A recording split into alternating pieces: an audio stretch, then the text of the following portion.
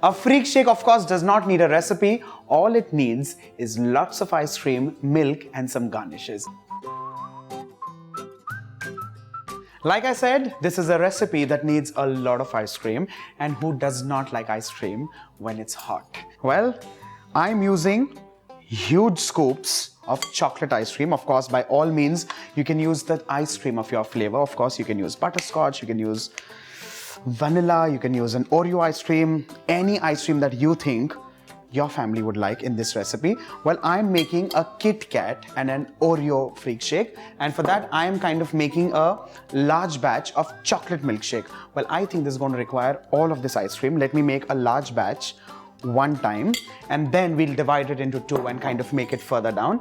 To this, I'm kind of intensifying the flavor, and to this I'm adding in chocolate sauce, which is ready. This is also known as chocolate syrup. You get this very easily in the market. And to this, I'm adding in some chilled milk. Well, of course, by all means, you can also add in ice. But again, when it comes to kids, we're kind of a little sensitive about the use of ice. But again, to each their own, you can or you can avoid. Let's add in milk. This is chilled full fat milk, and this needs to run into an absolute smooth chocolate milkshake.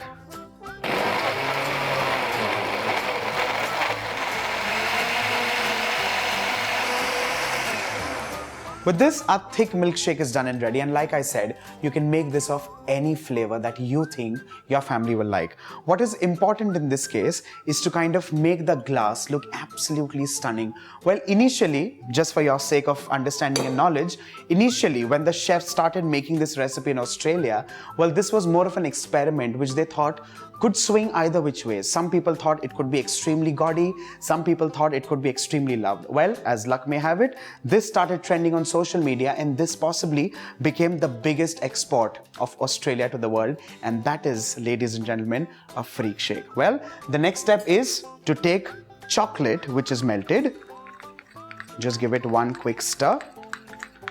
The next step is as simple as taking this jar, which is actually a freak shake jar, classically a mason jar, and dipping the mouth of this into the chocolate.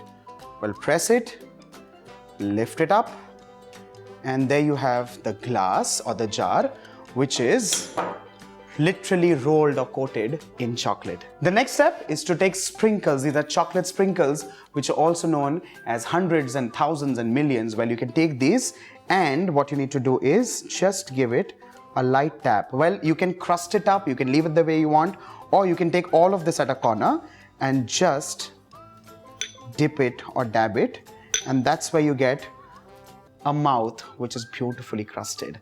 Well, that's what you're looking at. You can of course have your kids do this. Just ensure that it looks nice and crusted. Well, this is one of the many steps in which you can do it. Well, there's also another step in which you can take the chocolate.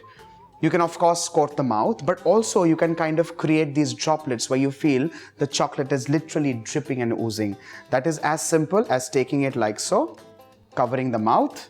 The next step is to take chocolate on a spoon, hold it at the mouth of the jar, and just roll it like so. What will happen is it starts dripping all across.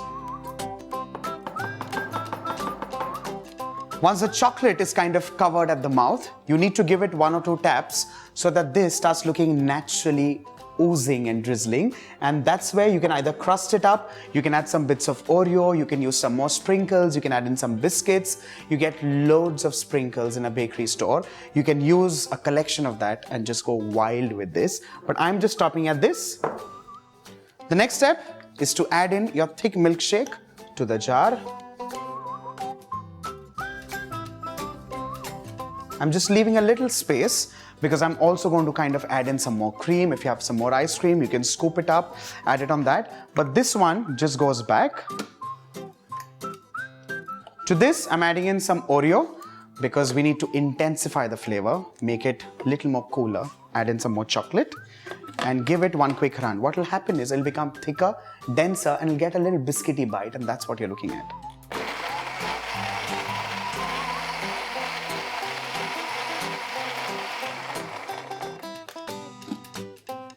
Let's add in the Oreo and chocolate shake. into the second jar.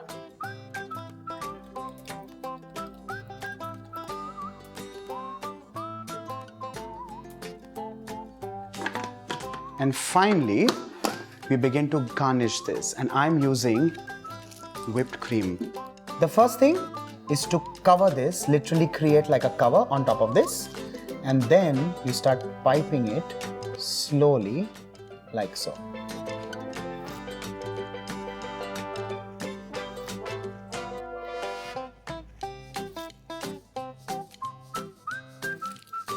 The next is to, of course, stir this up with your favorite cookies. Well, I'm using Kitkat for one and Oreo for the other.